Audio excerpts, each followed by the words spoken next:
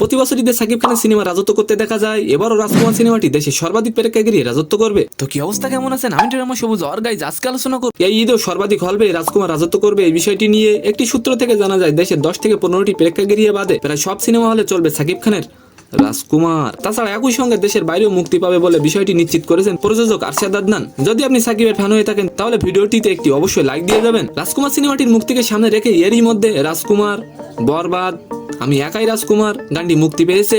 গানগুলো দর্শক মহলে প্রশংসাও কুড়িয়েছে। আচ্ছা, সাকিব খানের রাজকুমার কি প্রিয় তোমাকে ছাড়িয়ে যাবে? অবশ্যই কমেন্ট করবেন।